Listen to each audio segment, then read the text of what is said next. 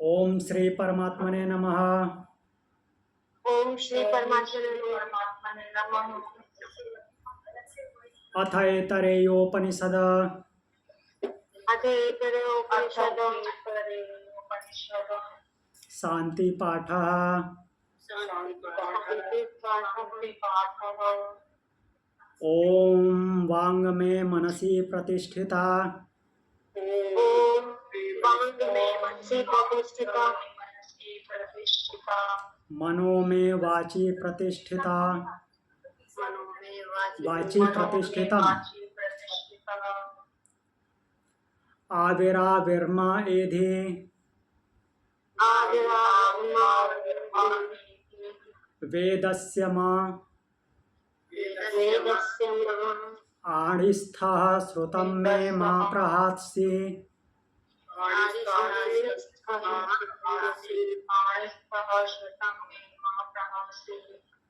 अनेनाधितेनाहोरात्रां सन्दधामृत्यम् अनेनादितेनो रात्र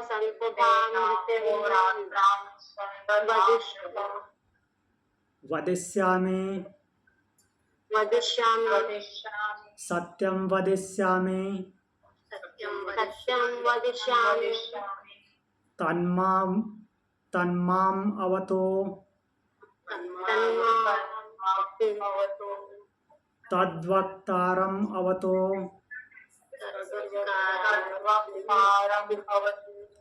अवतो माम् अवतो वक्तारम् अवतो वक्तारम्। ओम शांति शांति शांति। ओम शांति शांति शांति। तो चलिए इस उपनिषद के बारे में थोड़ी चर्चा कर लेते हैं, उसके बाद शांति पाठ का अर्थ देखेंगे। तो आज से हम नया उपनिषद शुरू कर रहे हैं, ऐतरेय उपनिषद। इससे पहले हमने मांडुक्य उपनिषद पूर्ण किया था, जिसमें ओंकार की अर्थात प्रणव ओम की विस्तृत चर्चा देखी थी। ओम के माध्यम से हमने ब्रह्म को जाना था। अब आ जाते हैं ऐतरेय उपनिषद पे। ऐतरेय उपनिषद के जो ऋषि हैं उनका नाम है महिदास ऐतरेय। महिदास ऐतरेय जन्मना शूद्र हैं, ठीक है। उन्होंने अपनी तपस्या से अर्थात अपने कर्म से ब्रह्मणत्व को प्राप्त किया है। उनका नाम महिदास है और ऐतरेय उन्होंने अपनी माता का नाम अपने पीछे अपने नाम के साथ जोड़ा है। उनकी माता का नाम है इतरा, तो इतरा के नाम से उन्होंने अपने नाम के पीछे लगा लिया ऐतरेय, तो उनका नाम हो गया महिदास ऐतरेय। और वही जो ऐतरेय शब्द उनकी माता के नाम पे जो बना है, वही ऐतरेय शब्द के नाम पे इस उपनिषद का नाम है ऐतरेयो उपनिषद। और यह ऐतरेयो उपनिषद ऋग्वेद के ऐतरेय आरण्यक में दूसरे आरण्यक के चौथे, पांचवें और छठे अध्याय हैं, जिनको उपनिषद के रूप में लिया गया है। ऋग्वेद का ऐतरेय आरण्यक, तो स्वाभाविक सी बात है ऐतरेय आरण्यक है, तो ऐतरेय आरण्यक का ऋषि कौन है? महिदास ऐतरेय। और उस आरण्यक का चौथा, पांचवा और छठा अध्याय ऐतरेय उपनिषद के रूप में। चौथा, पांचवा और छठा ही क्यों है, बाकी क्यों नहीं है? क्योंकि चौथे, पांचवें और छठे अध्याय जो है ब्रह्म विद्या है। तो उपनिषद के रूप में चुनाव किसका होगा? जो ब्रह्म विद्या की बात करेगा वही उपनिषद में आएगा, बाकी नहीं आ सकते। तो इसलिए पांचवें, छठे, ये चौथे, पांचवें और छठे अध्याय जो हैं ऐतरेय आरण्यक के, वो ऐतरेय उपनिषद हैं।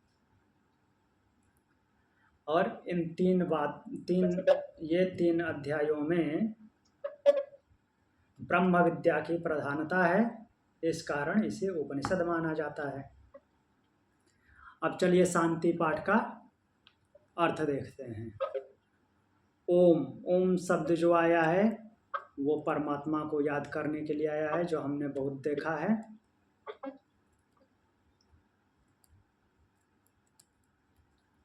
परमात्मा का वाचक है ओम, उसके नाम से ही हम किसी चीज़ की शुरुआत करते हैं, क्योंकि सब कुछ की उत्पत्ति उसी से हुई है और इस उपनिषद में उसी उत्पत्ति की डिटेल्स में बात की जाने वाली है। महर्षि उसी की डिटेल में बात करेंगे, कैसे उत्पत्ति होती है। वांग में मनसी प्रतिष्ठिता, तो बोल रहे हैं कि प्रार्थना होती है शांति पाठ में, वाक मनसी प्रतिष्ठिता, मेरी वाक अर्थात वाणी इंद्रिय, वाक इंद्रिय बोलने की जो इंद्रिय है वो मनसी मन में प्रतिष्ठित हो जाए, वाक इंद्रिय मन में प्रतिष्ठित हो जाए, अर्थात अपनी मर्जी से कुछ भी ना बोले। फिर बोले मैं मनः वाची प्रतिष्ठितम, और बोले कि मेरा मन वाक इंद्रिय में प्रतिष्ठित हो जाए, वाक इंद्रिय मन में और मन जो है वाक इंद्रिय में, दोनों एक दूसरे के साथ चलें।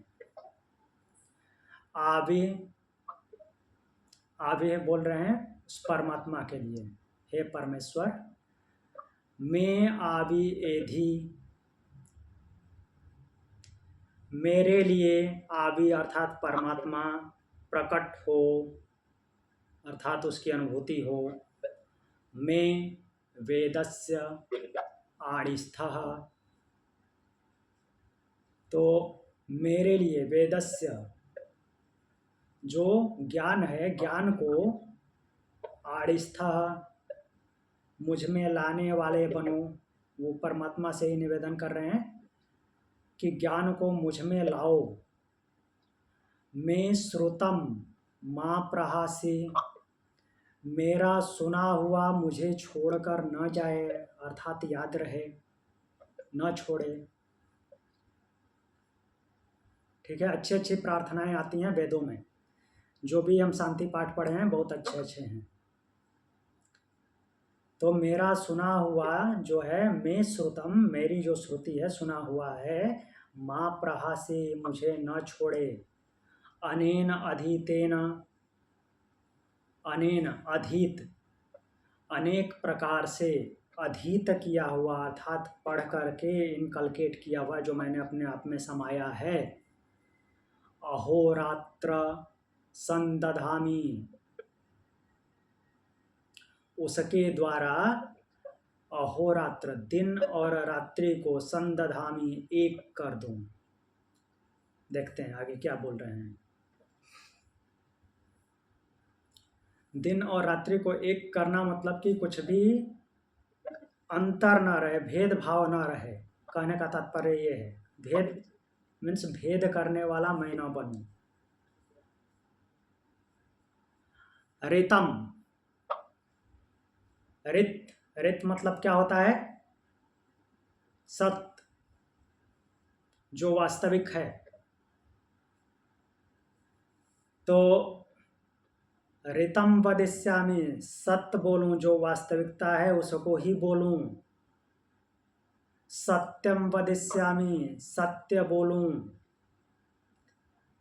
ये जो दूसरा सत्य आया है, फिर आपको क्वेश्चन उठेगा कि रित का मतलब सत्य होता है, तो ये सत्य क्यों आया है? दूसरी बार, रित का मतलब जो सत्य होता है, उसका मतलब, रित का मतलब जो परमानेंट सत्य है, स्थायी सत्य है, उसके लिए रित आता है, जो बदलता नहीं है कभी। ठीक है, और ये जो दूसरा सत्य है, ये मटेरियलिस्टिक सत्य है, जो हमको लगता है कि ये है, लेकिन वो उसी अवस्था में रहता नहीं है। तो ये सत्य हम नॉर्मल बिहेवियर में जो सत्य बोलते हैं उसका सत्य है। जैसे मान लीजिए कि आज मैंने कुछ देखा, मान लीजिए कि ये बुक है, ये बुक इस टेबल पे मैंने रख दी, तो आज बोलूँगा, कोई पूछेगा उस टेबल पे बुक है, तो बोलूँगा कि हाँ इस टेबल पे बुक है। लेकिन ये कल किसी ने उठा के रख दी कहीं और, तो ये टेबल पे बुक है, क्या कल के लिए भी है? नहीं है, तो कल तो फिर झूठा हो जाएगा। मैं बोला था कि टेबल पे बुक है, लेकिन वो टेबल पे बुक दूसरे दिन तो है नहीं, लेकिन ये झूठा तो है नहीं, क्योंकि उस दिन जब रखा था, उस दिन बोला था, तो उस दिन टेबल पे थी, मेज पे थी। तो ये सत्य है, लेकिन ये स्थायी सत्य नहीं है। जो रित होता है वो स्थायी सत्य है, वो बदल नहीं सकता। ये क्लियर हुआ?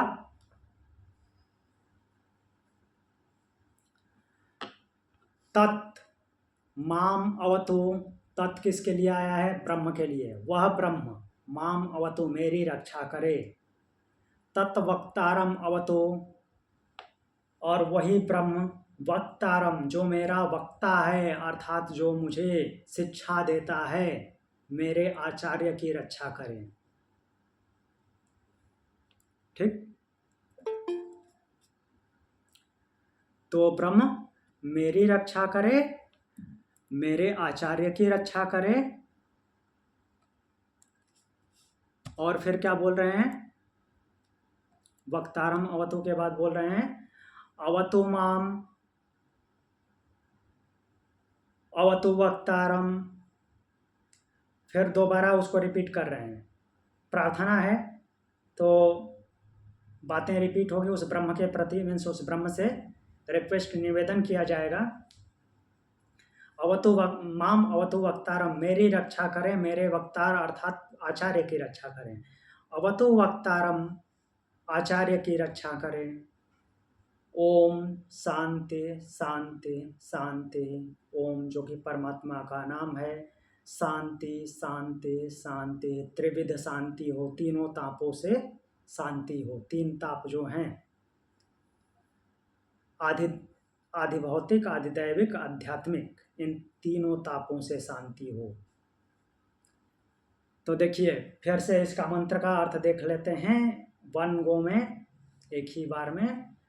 ओम शब्द आया है, परमात्मा का वाचक है, उसके लिए, उससे ही सब कुछ आरंभ होता है, इसलिए किसी भी चीज़ का आरंभ हम ओम बोल के करते हैं।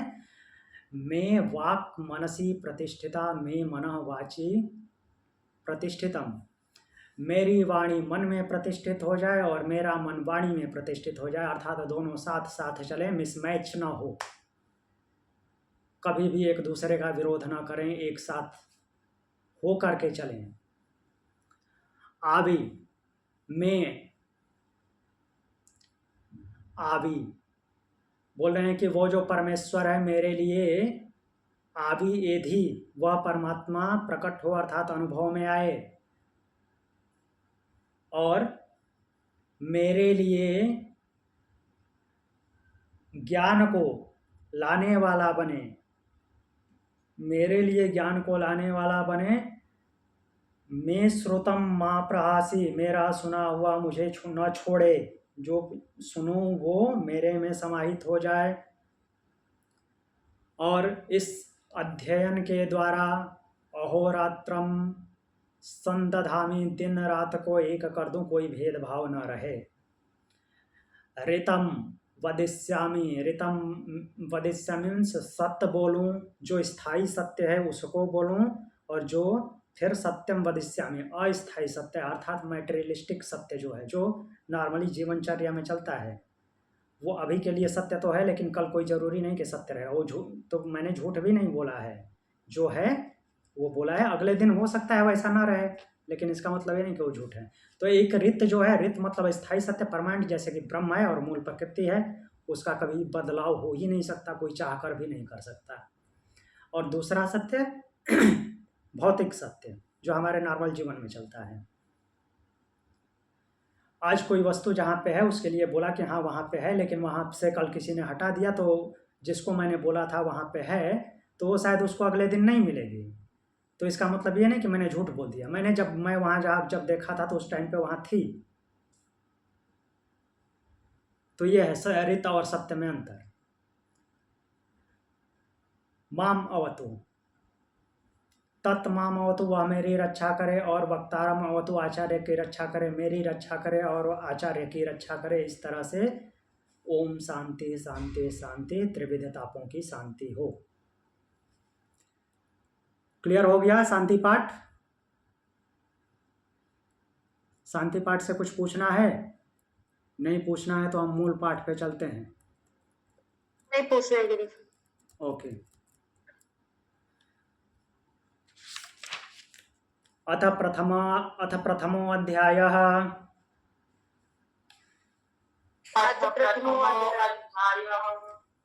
प्रथमो खण्डः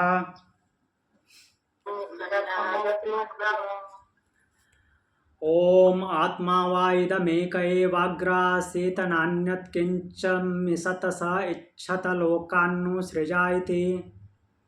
तो पढ़ेंगे ओम आत्मा वा इदमेक एवाग्रासीत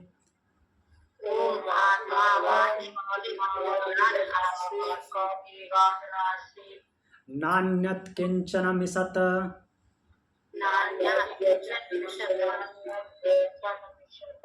स इच्छत लोकान्नु सृजा इति।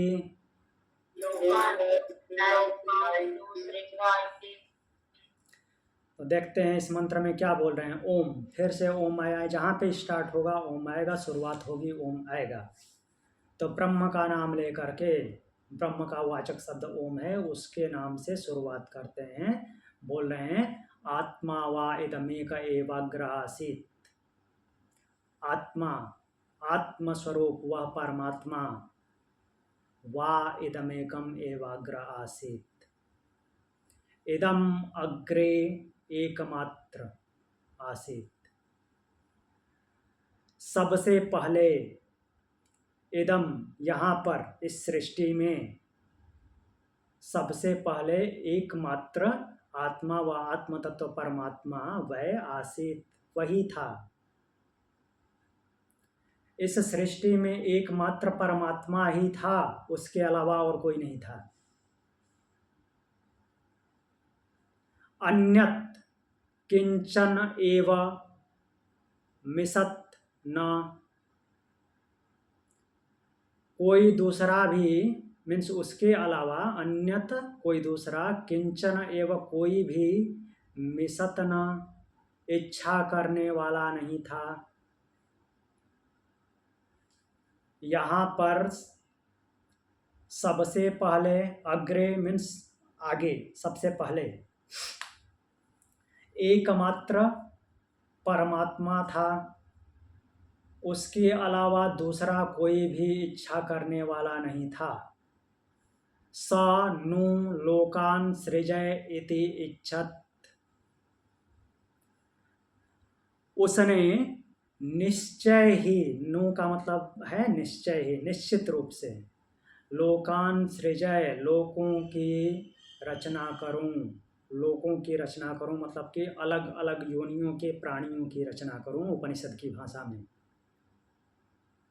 लोकों की रचना करूं मतलब कि ऐसा नहीं कि केवल अलग अलग सरफेस बना दूं। हाँ, वो भी बनाएगा, वो पिंड के रूप में आते हैं, वो पिंड काउंट होते हैं। लोक मतलब अलग अलग जीवन शैली, अलग अलग तरह के प्राणी, अलग अलग तरह के पिंड, वो सब कुछ लोक में ही आते हैं। तो निश्चय ही लोकों की रचना करूं इस प्रकार, इति इच्छत, इच्छा किया, विचार किया। सबसे पहले परमात्मा था, उसने, उसके अलावा इच्छा करने वाला और कोई नहीं था। उसने निश्चय ही लोकों की रचना करूं इस प्रकार से विचार किया। यह है इस मंत्र का अर्थ। हाँ, आप प्रश्न पूछिए, क्या प्रश्न है? कोई प्रश्न नहीं है। कोई प्रश्न नहीं है। कोई इतनी दुविधा में क्यों डाल दिया? हम ना ही बनाते लोग, ना ही होता कुछ, ना ही जल्दी सृष्टि रुचिका मैम बताइए, ब्रह्म के पास कुछ है ही नहीं तो इच्छा कैसे करेगा? उसके पास दिमाग तो है नहीं, बुद्धि है नहीं, इच्छा कैसे करेगा? जी। बताइए, कोई भी बताइए। अच्छा। गौरांग जी बताइए, उसने इच्छा कैसे की? उसके पास तो कुछ है ही नहीं। ये देखिए, जो ब्रह्म है वो पहले प्रकृति के थ्रू, जो पूरी माया रचते ना उसके थ्रू सोचता है पहले। हाँ जी, प्रकृति को पावर देता है, उसके थ्रू सोचते हैं, तब निर्माण करते हैं। हाँ, जो भगवत गीता में भगवान ने बोला है 13वें चैप्टर का 19वां और 20वां श्लोक है, प्रकृतिम पुरुषम चैव विद्यनादि भावपि। प्रकृति और पुरुष, इन दोनों को अनादि जानो। ये दोनों स्वतंत्र रूप से अनादि हैं, इनकी रचना नहीं हुई है, ये केवल हैं। तो हमने जब प्रश्न उपनिषद पढ़ा था, प्रश्न उपनिषद में जब ओम की व्याख्या पिप्पलाद मुनि कर रहे थे, महर्षि पिप्पलाद ओम की व्याख्या कर रहे थे, तो वो ब्रह्म की 2 कैटेगरी बताई थी, अपर ब्रह्म और पर ब्रह्म। पढ़े थे, याद है? ब्रह्म एक ही है, लेकिन वो जो प्रकृति के साथ मिलकर के सारे कार्य करवाता है, उसको हम अपर ब्रह्म के रूप में जानते हैं। वो अलग नहीं है ब्रह्म से, ब्रह्म का ही स्वरूप है, लेकिन जब प्रकृति में मिलकर के या पिंड के साथ मिलकर के वो काम करता है, करवाता है, तो वो अपर ब्रह्म है, और मुक्तावस्था में वही पर ब्रह्म है। तो यहाँ पे जो इच्छा करने वाला है, तो इच्छा करने वाला वो अपर ब्रह्म है, अर्थात वो मूल प्रकृति से मिल गया, और मूल प्रकृति का सहारा लेकर के, फिर मीन्स आगे देखेंगे कि वो उसमें कैसे बदलाव हो रहा है, उसका सहारा लेकर के, अर्थात प्रकृति को का सहारा लिया, और उसने इच्छा किया कि मैं लोगों की रचना करूं। क्लियर? सर, जी। लेकिन पर ब्रह्म जो है, अपर में आके उसने इच्छा की कि मैं लोगों की रचना करूं, लेकिन उसका जो अपर होना है ये कैसे हुआ? अभी हमने भगवत गीता का श्लोक जो पढ़ा, प्रकृतिम पुरुषम चैव विद्यनादि भावपि, ये दोनों क्या हैं? अनादि हैं। प्रकृति को भी परमात्मा ने नहीं बनाया है। जैसे ब्रह्म था, वैसे ही प्रकृति भी थी। तो वो ब्रह्म जो है प्रकृति का सहारा लिया, प्रकृति को चेतनवत किया। क्लियर हुआ?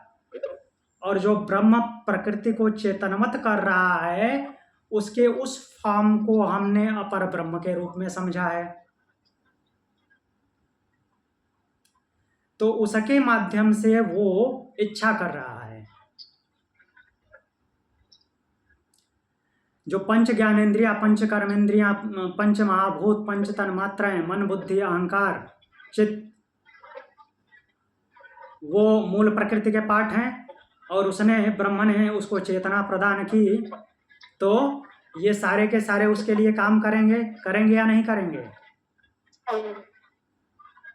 तो उनका माध्यम लेकर के उसने इच्छा की।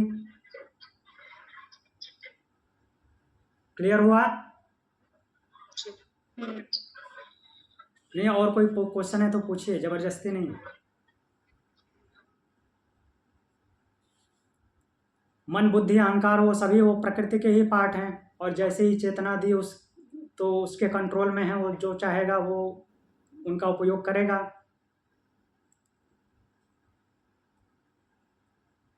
आगे देखते हैं। महर्षि की जो भाषा है, पहले बता देता हूं, महर्षि जो लिखे हैं वो विस्तृत रूप में लिखे हैं, गागर में सागर नहीं भरे हैं, सिंपल वे में लिखे हैं, लेकिन जो शैली है वो सिंपल नहीं है, वो थोड़ा घुमावदार है, थोड़ा नहीं काफ़ी घुमावदार है।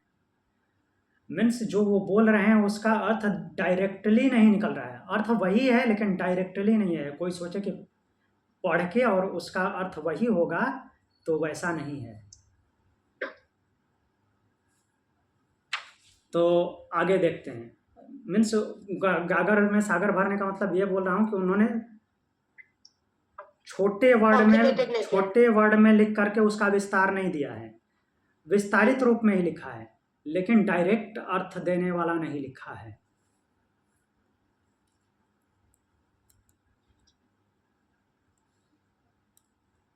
एक मिनट, दूसरा मंत्र निकालता हूं।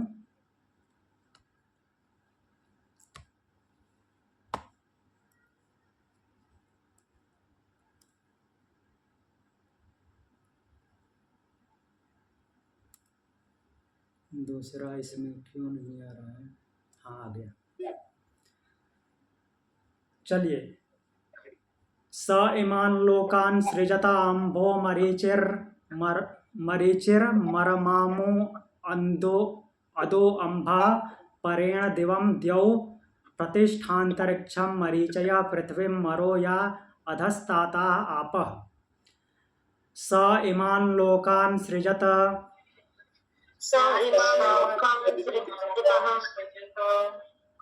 अम्भो मरीचिः मरणम मरम not मरण मरम आपो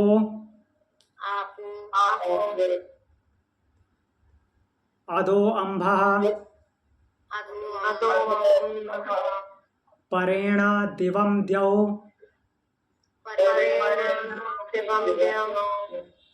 प्रतिष्ठान्तरिक्षम मरीचयः पृथ्वी मरो या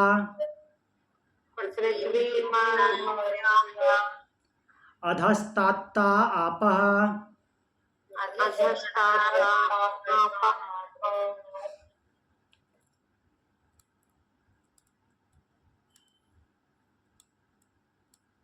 तो इसमें बोल रहे हैं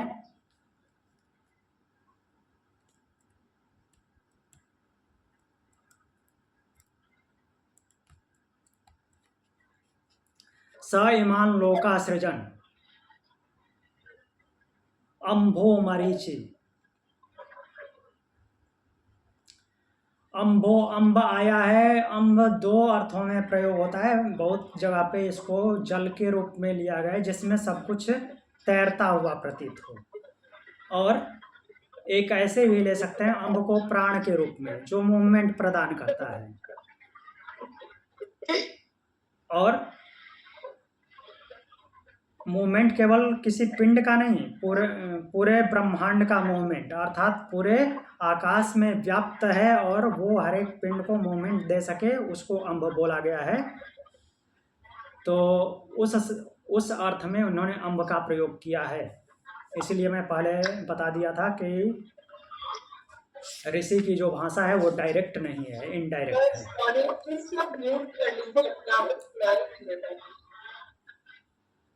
हेलो, हाँ, सभी लोग म्यूट कर दीजिए।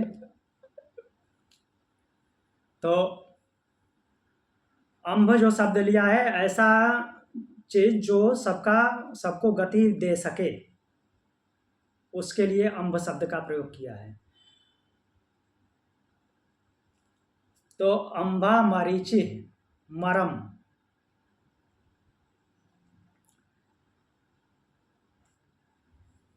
अम्भ की रचना की पहले, उसके बाद इच्छा की तो अब रचना करेगा।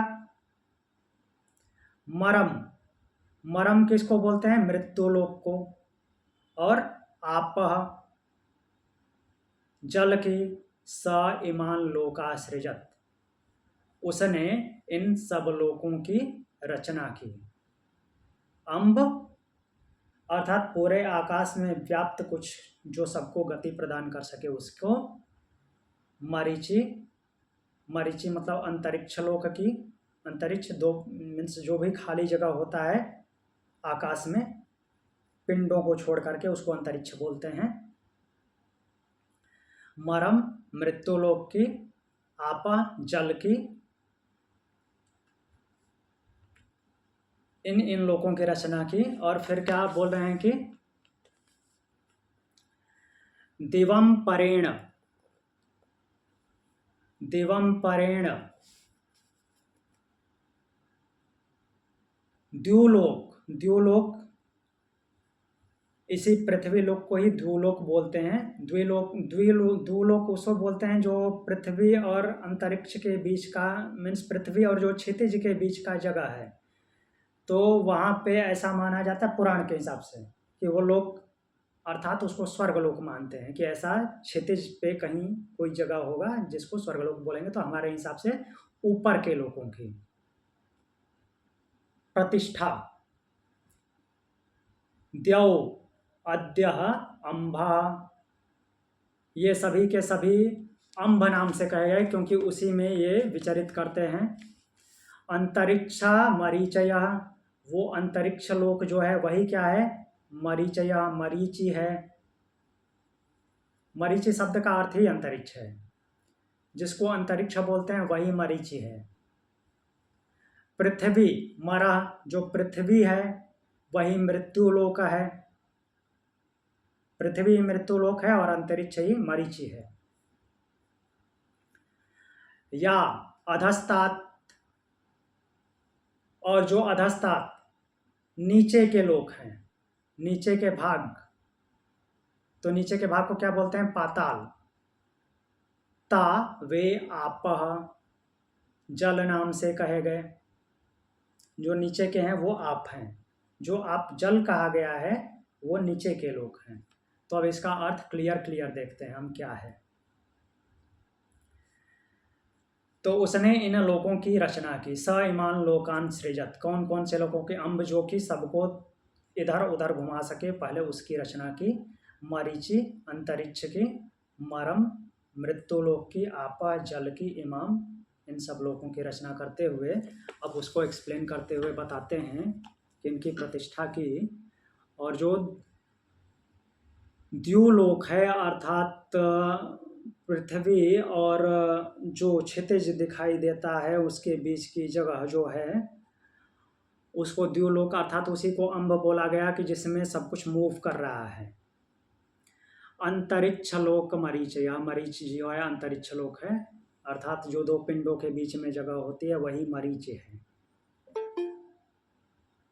और फिर क्या है, पृथ्वी मरः, पृथ्वी ही मृत्युलोक है। यहाँ पे सबकी मृत्यु होती है तो इसलिए इसको मृत्युलोक बोला गया है। आज तक जो हमको पता चला है तो यहीं पे जीवन है, जितना भी हमको ब्रह्मांड की जानकारी है उसमें यहीं पे जीवन हमको पता है और यहाँ पे मृत्यु होती है। कोई भी ऐसा नहीं है जिसकी मृत्यु नहीं होती, किसी की जल्दी होती है, किसी की बाद में होती है, तो इसलिए इसको मृत्युलोक बोला गया है। या जो अधस्तता अधस्तात, जो नीचे हैं उसको आप नाम से जाना जाता है, जल नाम से जाना जाता है। नीचे के लोगों को जल क्यों जाना जाएगा, नीचे के लोग मतलब कि पृथ्वी के नीचे नहीं, इस पृथ्वी पे ही जो जल है, जल के ऊपर के जो जगह है उसको ऊपर का लोक बोला जाता है। जल के नीचे, जल का जो सरफेस है उसके नीचे जो है उसको नीचे का लोक बोला जाता है। अर्थात जो पृथ्वी पे पहाड़ों पे ऐसे करके रहते हैं उनके फिजिकली भौतिक जो ऊंचाई है उसके हिसाब से ऊंचाई दी गई है। वैसे आध्यात्मिक ऊंचाई तो अलग अलग आपके संस्कारों के हिसाब से हुई। और मेनली समझने की बात यह है कि आप नीचे के लोक को जल क्यों बोला गया है। हम सरफेस किसको मानते हैं, जल को, इस पृथ्वी को एक्चुअल सरफेस नहीं मानते हैं। हम किसी चीज़ की ऊंचाई नापते हैं कि इसकी हाइट इतने मीटर है, इसकी हाइट इतने 1000 मीटर है, इस पर्वत की हाइट इतने 1000 मीटर है। वो कहाँ से मापते हैं, वाटर लेवल से, समुद्र के सरफेस से, क्योंकि उसका लेवल हर जगह एक जैसा है। कहीं पृथ्वी से थोड़ी ना नाप सकते हैं। यहाँ की पृथ्वी मान लीजिए कि उसकी तो कुछ हाइट है, वो दूसरी जगह पर कुछ हाइट है, तो समुद्र को हमने सरफेस माना है क्योंकि पानी का लेवल एक होता है, लगभग एक ही होता है। थोड़ा सा अप डाउन होगा, कहीं बहुत भीषण बारिश हो रही तो थोड़ा सा अप हो जाएगा उस एरिया में, इतना ही होता है, तो उसको नगड़िया अप डाउन माना जाता है, तो उसको सरफेस माना गया है। अब उसके नीचे जो भी है बहुत सारे जलीय जीव हैं, तो उस सरफेस के नीचे का भाग जो है वो पाताल लोक है उपनिषद की भाषा में, इसीलिए जल कहा गया उसको। अधस्तात जो नीचे का भाग है, अर्थात पृथ्वी के नीचे के भाग जिनको हम पाताल लोक के नाम से जानते हैं, वो आप है, जल है। समुद्र में जो लोग रहते हैं, समुद्र में जितने भी प्राणी हैं, वो हमारी पौराणिक भाषा में पाताल लोक के प्राणी हैं। क्लियर? क्योंकि हमने वो पानी के लेवल को सरफेस माना है, वो सतह है, उसके ऊपर ऊपर और उसके नीचे पाताल, नीचे के लोग। इतना क्लियर हुआ? जी गुरुजी। अब आगे बढ़ते हैं। सर तो जब पूरा ये जो है तो इसको पूरे को मृत्यु लोक क्यों नहीं बोलते? मतलब हाँ, पूरे को ही मृत्यु लोक बोलते हैं। उसको ये पृथ्वी,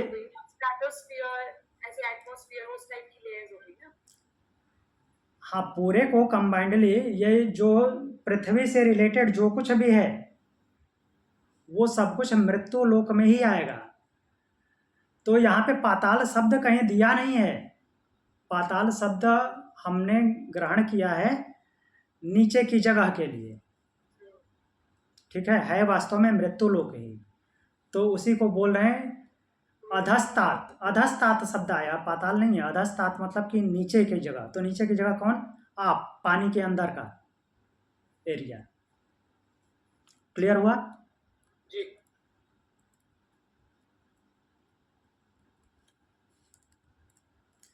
तब तीसरा मंत्र देखते हैं।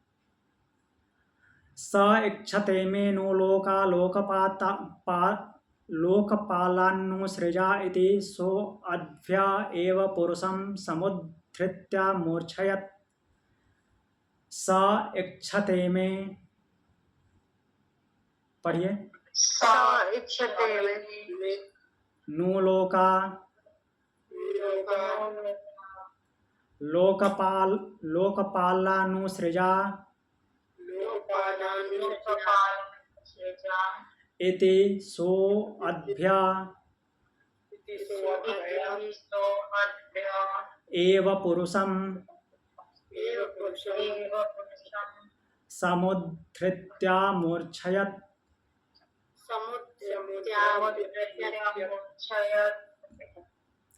तो उन्होंने उस परमात्मा ने लोकों की रचना की, ठीक। अब लोकों की रचना की तो लोकों को देखने के लिए, उसकी देखभाल करने के लिए लोकपाल भी चाहिए। लोकों का पालन करने वाला लोकपाल भी होना चाहिए। तो स इच्छते में नु लोका लोकपालान्नुसृजा इति सो अध्या, उसने फिर से इच्छा की। स इच्छा, तो उसने इच्छा की, फिर इच्छा की। पहले तो लोगों को बनाया, फिर इच्छा किया तो क्या करेगा? इमे नु लोका, इन लोगों को, इन जिन लोगों की रचना की, लोकपालान्नुसृजय, उनके लिए लोकपालों की रचना करनी चाहिए। यह विचार किया और यह विचार करके स अद्भ्या एव पुरुषम, पुरुष समुद्धृत्य अमूर्छयत्। तो उसने अदभ्य, अदभ्य मतलब अदभ्य, अदभ्य आया है, अदब मीन्स जल के लिए आया है। उसने जल से, जल बनाया है उसने, पहले ही मंत्र में, पहले नहीं दूसरे मंत्र में जल बनाया है। तो जल से पुरुषम समुद्धृत्य, पुरुष अर्थात अपने खुद से, उस परमात्मा से, अर्थात अपर ब्रह्म से, वो प्रकृति के साथ जो मिलकर के सब कुछ अब कर रहा है, उसी से उसने क्या किया? समुद्धृत्य, उद्धृत किया, निकाला। और निकाल करके किससे निकाला? पुरुष से। और जल से, जल से कहने का मतलब कि जल में उसने निकाल करके, जल में अमूर्छयत्, उसने मूर्छित को बनाया, अर्थात पिंड की रचना की। पिंड की रचना अर्थात जीवात्मा की, शरीरधारी की रचना की, जो मूवमेंट करता हो। लेकिन इसके उसके लिए मूर्छत शब्द, अमूर्छयत शब्द आया है, जो कि मूर्छावान नहीं, मूर्छावस्था में नहीं है, चेतनवत अवस्था में है, जिसके पास मन बुद्धि वगैरह है, वैसे प्राणी की रचना की। क्लियर? तो वैसे प्राणी की रचना अदभ्य, अदभ्य अर्थात जल में की। जल में की कहने का तात्पर्य क्या है कि सबसे पहले उसने जलीय जीव को बनाया। सबसे पहले स्थल वाला जीव नहीं आया, जमीन पर रहने वाला जीव नहीं आया। सबसे पहले कौन सा जीव आया? जलीय जीव, जो जल में रहता था, उसकी उसने रचना की। तो लोकपाल मतलब कि शरीरधारी पिंड तो बन गए, उनके लिए लोकपाल चाहिए। लोकपाल मतलब जीवात्मा, शरीरधारी। वो शरीरधारी में पहले, सबसे पहले उसने जलीय जीव की रचना की प्रकृति से। आगे बढ़ें, कुछ पूछना है?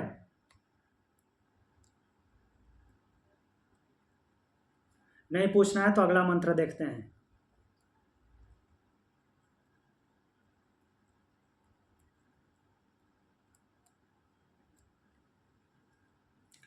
अगला मंत्र है, साथ में पढ़ेंगे, बड़ा है, नहीं तो टाइम ज़्यादा लग जाएगा। तमभ्य तपः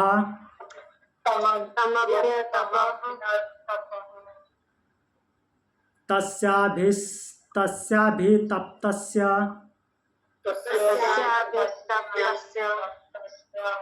मुखं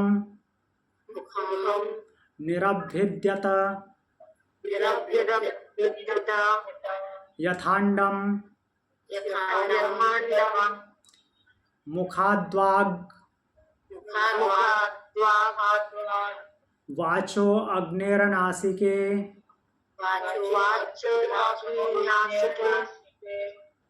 निरभिद्येतां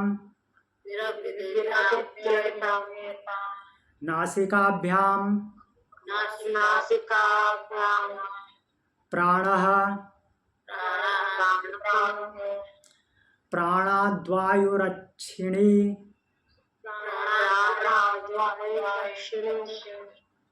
निरभिद्येताम् अक्षिभ्यां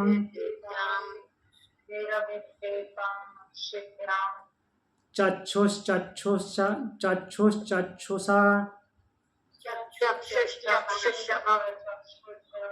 आदित्यः कर्णय निरभिद्येतां कर्णाभ्यां श्रोत्रं श्रोत्रादिसस्त्वं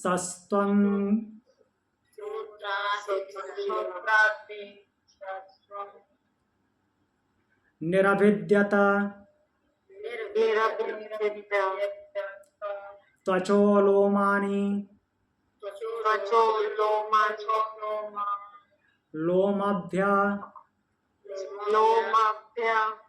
ओषधि वनस्पतयो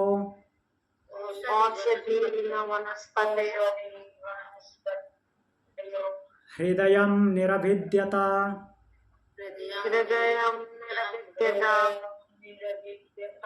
हृदयान्मनो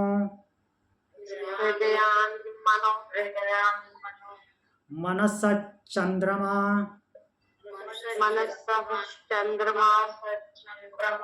नाभिर्निरभिद्यत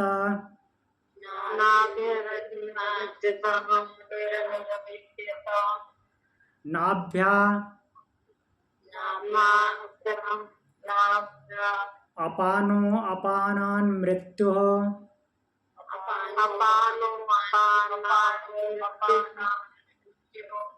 शिश्नं निरभिद्यत शिश्नाद्रेतो रेतस आपः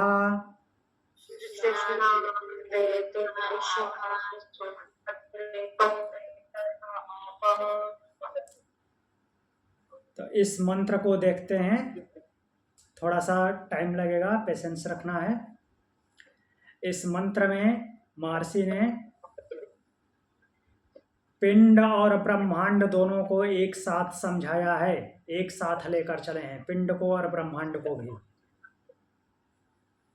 कंपेयर करते हुए बताया है। पिंड में क्या है, ब्रह्मांड में क्या है, वही चीज। तो बोल रहे हैं कि तमभ्य तपस्याभि तप्तस्य, तो उस परमात्मा ने क्या किया, तम अभ्यतपत,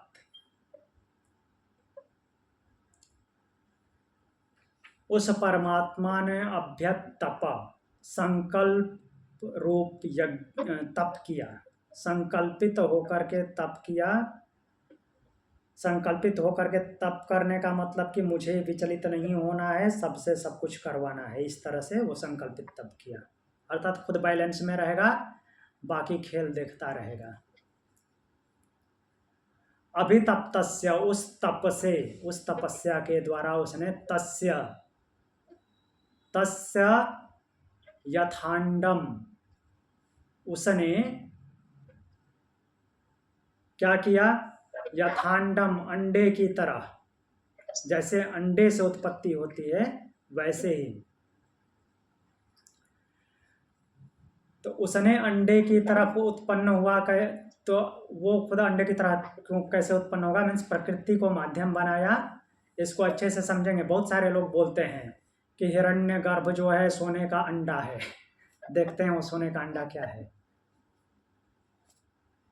तस्य यथांडम मुखम निरभिद्यत मुखात, वाक, तो वो अंडा जो फूटा, तो अंडे का फूटना क्या, अंडे के फूटते ही क्या दिखाई दिया, मुख निकला।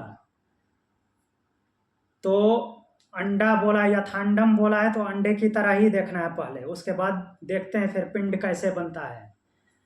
जब पक्षी का अंडा फूटता है, पक्षी अपने अंडे को सेती है, कोई भी पक्षी हो, उसका जब अंडे को पालती है, तो उसका जब दिन पूरा होता है तो अंडा फूटता है। अंडा फूटते समय सबसे पहले क्या निकलता है, अंडा ऐसे फटता नहीं है, वो जब उसमें अंदर का बच्चा स्ट्रांग होता है तो वो अंदर से ही चोंच मारता है हल्की सी, तो क्रैक होता है, उसमें से पहले मुख ही निकलता है उसका। ठीक, ऐसा नहीं कि वो मोटा हो गया बस अंडा फट गया और वो निकल गया।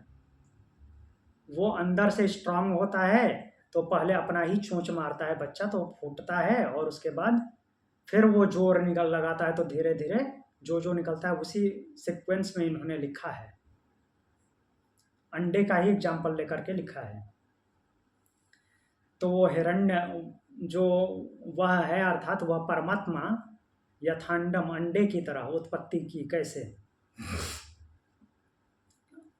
तो अंडे की तरह जैसे अंडा फूटता है, तो पहले मुख निकला, निरभिद्यत, मुख प्रकट हुआ, मुखात वाक, और जब मुख निकला तो मुख से क्या हुआ, वाणी प्रकट हुई, आवाज निकली।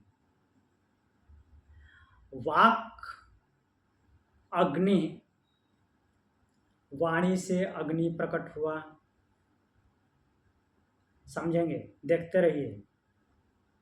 मैंने पहले ही बताया था, कंपेयर कर रहे हैं पिंड को ब्रह्मांड से। जो पिंड में वाक है वही ब्रह्मांड में अग्नि है, वाणी का संबंध अग्नि से है।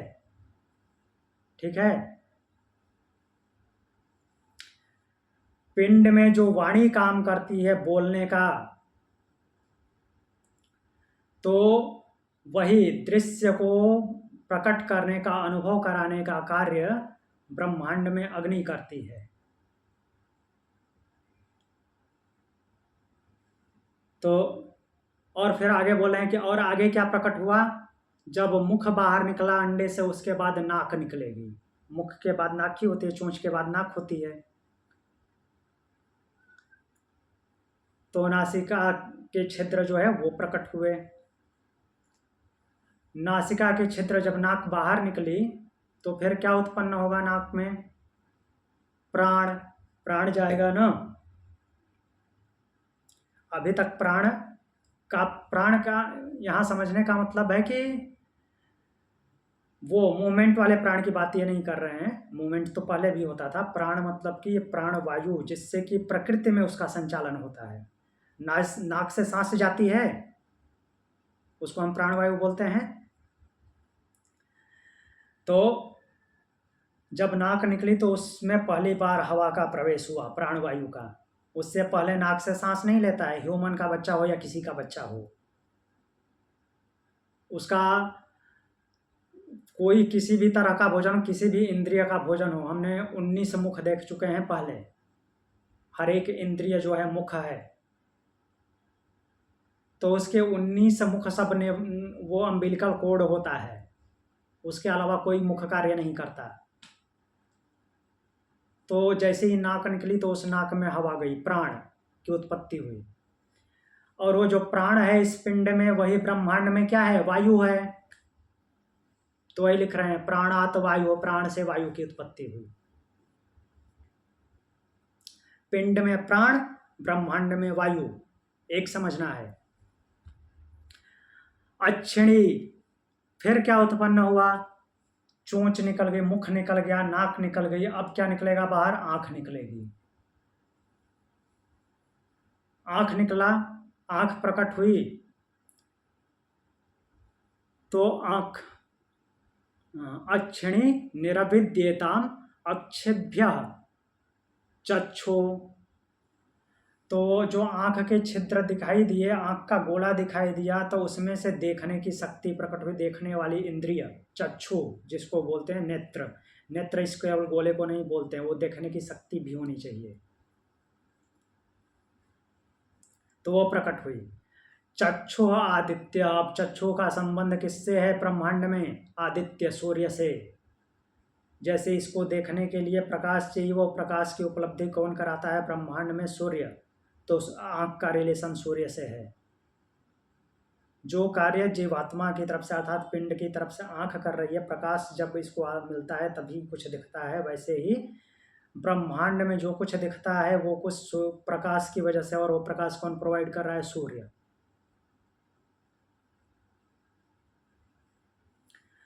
अब आगे और देखते हैं और क्या बोल रहे हैं। नेत्र से सूर्य, फिर और आगे क्या प्रकट हुआ? कर्ण, कान। कान का छेद हुआ, कान का छेद बाहर आया, तो कान प्रकट हुआ। निरभिद्येतम, कान प्रकट हुआ तो कर्णाभ्या, कानों से। श्रोत्रम, श्रोत्र इंद्रिय प्रकट हुई, सुनने वाली इंद्रिय। कान दिखाई तो दिया फिजिकल, लेकिन उसमें कुछ सुनाई देता है, वो कर्ण इंद्रिय, श्रोत्र इंद्रिय है, वो प्रकट हुई। और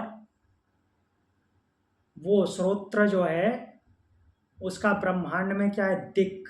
श्रोत्र से दिशाएं प्रकट हुई। जो ब्रह्मांड में दिशाएं प्रकट हुई श्रोत्र से, अर्थात जो पिंड में श्रोत्र है अर्थात श्रवण इंद्रिय है, सुनने की इंद्रिय है, वो ब्रह्मांड में दिशाएं हैं।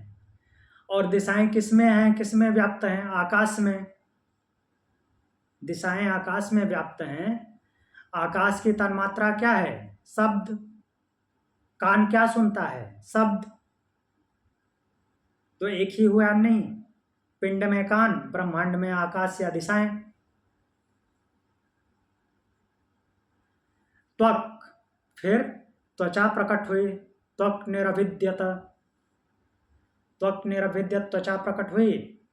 तो त्वचा से, त्वचा में क्या होते हैं हमारे शरीर में?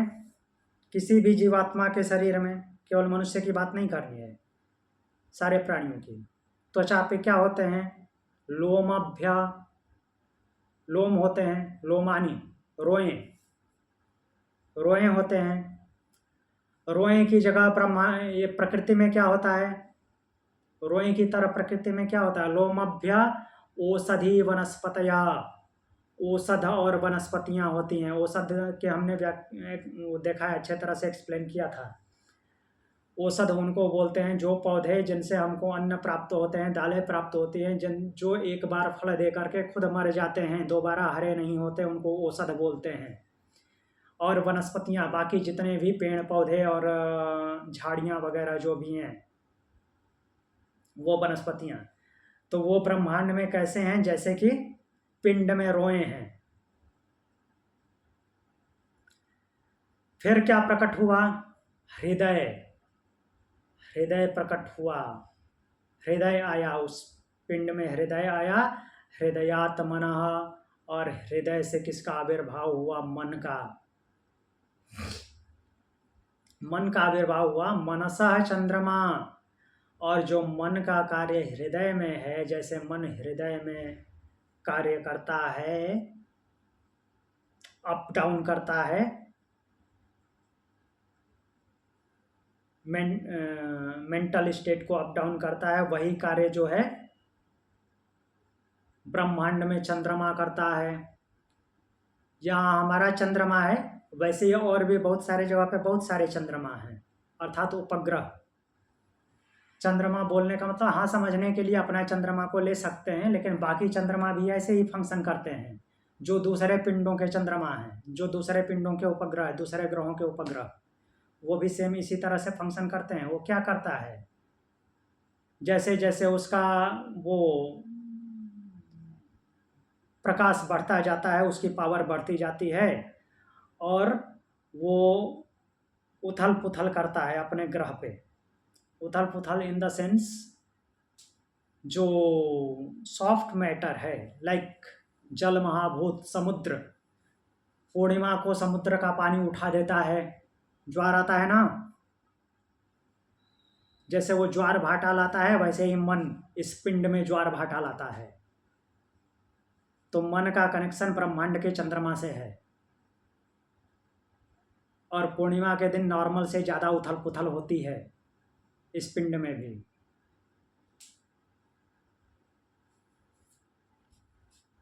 फिर नाभि प्रकट हुआ। नाभि प्रकट हुआ तो नाभि में क्या आया? नाभि में प्रवेश हुआ अपान वायु का। अपान वायु नाभि से नीचे रहती है, तो नाभि में अपान वायु का प्रवेश हुआ, नाभि प्रकट हुई। वही ब्रह्मांड में, अर्थात पूरे प्रकृति में जो अपान वायु है, अपान वायु किस रूप में है? मृत्यु के देवता के रूप में, मृत्यु के रूप में ब्रह्मांड में विद्यमान है वो अपान वायु। फिर उत्पन्न हुआ शिश्नम। शिश्न का मतलब यहाँ पे केवल मेल जेंडर का रिप्रोडक्टिव आर्गन नहीं समझना है, केवल मेल जेंडर उसने नहीं पैदा किया, उसने प्राणी पैदा किया, ठीक है। हाँ, शिश्न जो है हिंदी भाषा में उसका मेल जेंडर का आर्गन होता है, लेकिन यहाँ पे शिश्न का मतलब किसी भी प्राणी का आर्गन लेंगे, रिप्रोडक्टिव आर्गन, उसकी उत्पत्ति हुई, वो प्रकट हुआ। शिश्नात् रेतः, रेत बहुत बार आया है पहले। रेत मतलब शुक्र, वीर्य और रज। तो रिप्रोडक्टिव आर्गन का जो माध्यम है वो किसके लिए है?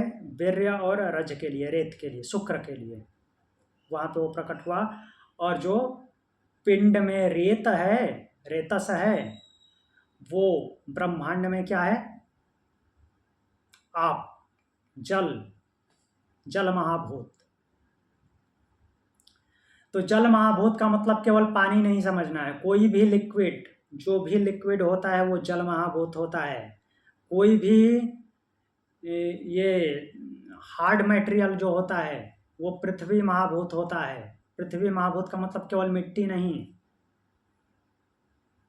जो भी हार्ड मटेरियल है वो पृथ्वी महाभूत में काउंट होता है, जो भी लिक्विड मटेरियल है वो जल महाभूत में काउंट होता है। तो इस तरह से इन्होंने बताया है। एक बार फिर से देख करके और इसको पूरा करेंगे।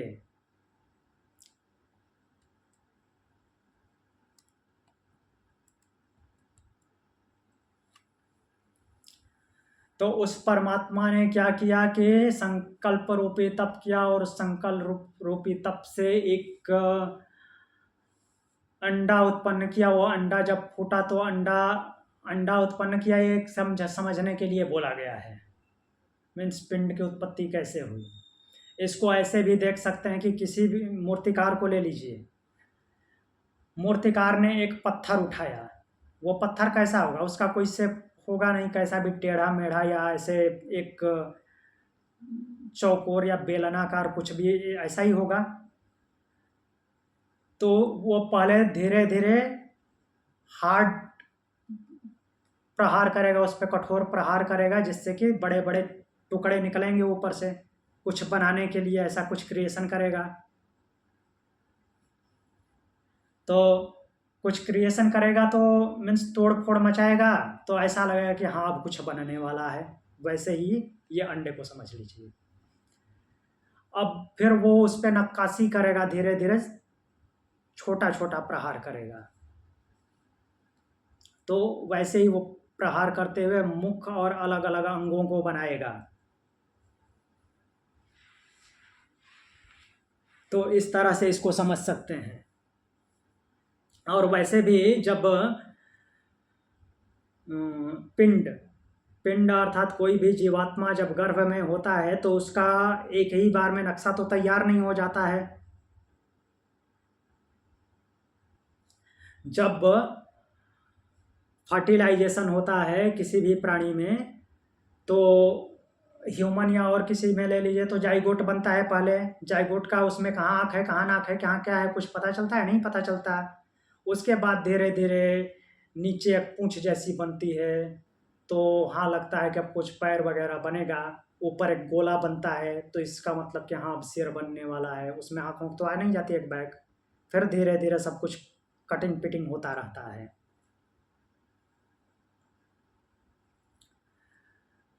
तो वैसे ही ये है।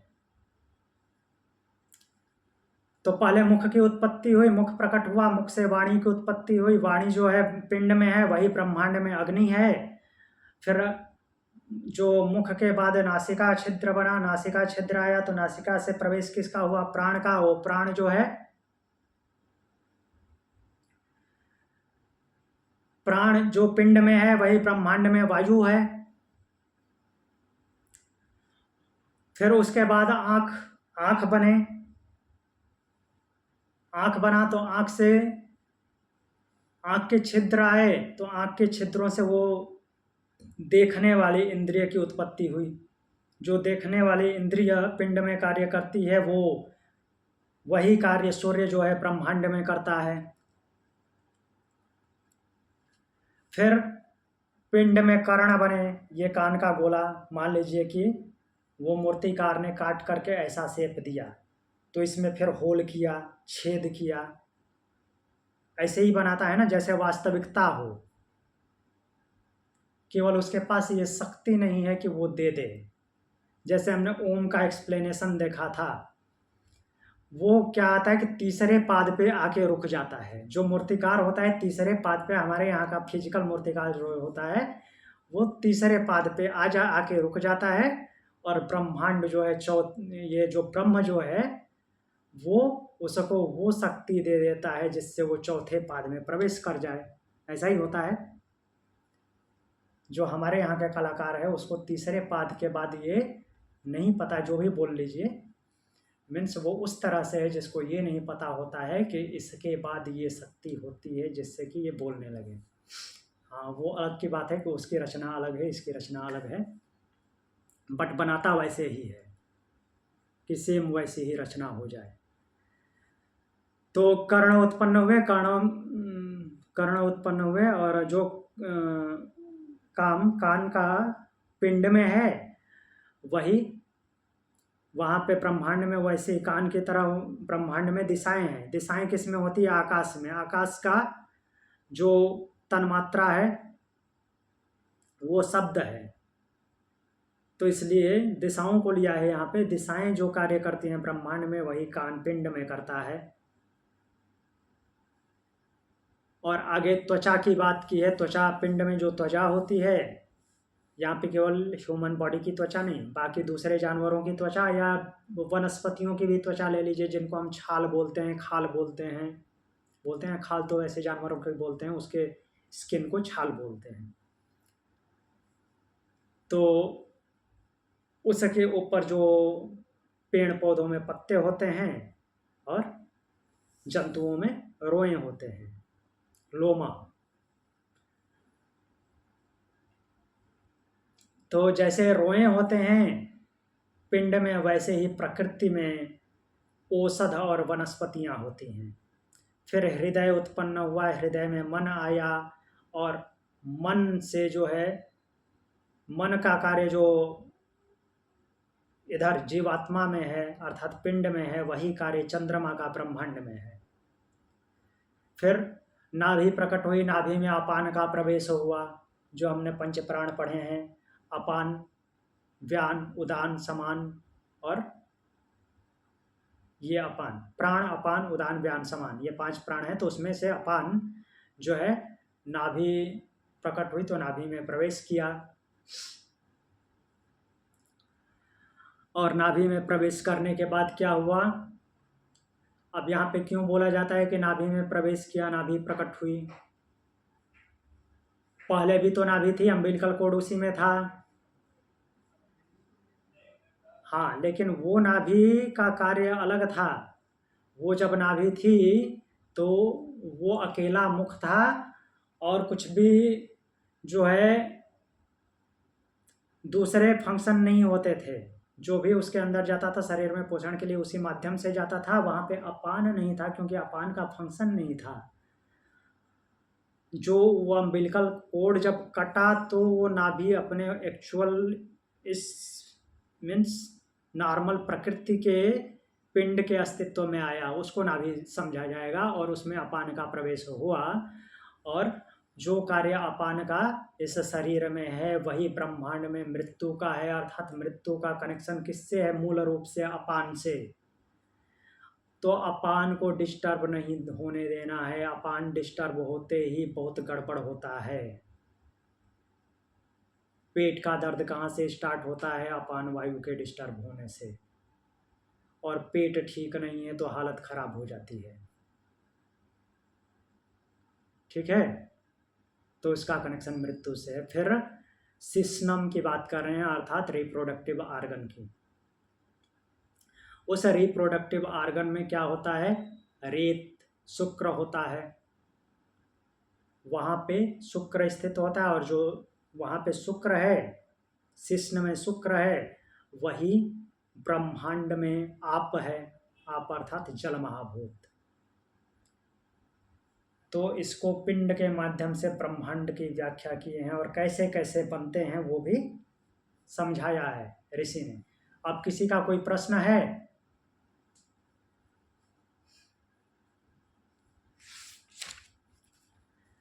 इसमें उपनिषद में लगभग वैसा ही रहेगा, थोड़ा बहुत मिसमैच हो सकता है, या तो कहीं समझ में मिसमैच हो सकता है हमारे, बट जैसा साइंटिफिक रूप से हमारा अभी साइंस के माध्यम से हम जो जानते हैं, लगभग वैसा ही इसमें भी वर्णित है। अब कोई शब्द को पकड़ करके उसकी अलग व्याख्या कर दे, केवल मनुष्य पे ही लेकर के व्याख्या कर दे, तो उसकी बात अलग है। लेकिन मैं कोशिश करूंगा कि मनुष्य पे न लेकर के पूरे प्रकृति के ऊपर उसकी व्याख्या हो। सर, क्षेत्र क्षेत्रज्ञ विभाग की तरह पढ़ा रहे हैं क्या ये? हाँ, क्षेत्र क्षेत्रज्ञ विभाग की तरह पढ़ा रहे हैं, लेकिन क्षेत्र क्षेत्रज्ञ विभाग में जो है परमात्मा ने आध्यात्मिक भाषा बोली है। ब्रह्म ने आध्यात्म को लेकर के उसको समझाया है। यहाँ पे बेसिक लेवल से समझा रहे हैं, डायरेक्टली कैसे पिंड और ब्रह्मांड उत्पन्न होते हैं। मतलब इसमें बायोलॉजी भी है? हाँ, और भी सभी चीजें हैं, ज्योग्राफी वगैरह? जी। और कुछ? ठीक है, तो आज की कक्षा यहीं पे पूर्ण करते हैं। प्रणाम। ओम शांति। ओम शांति।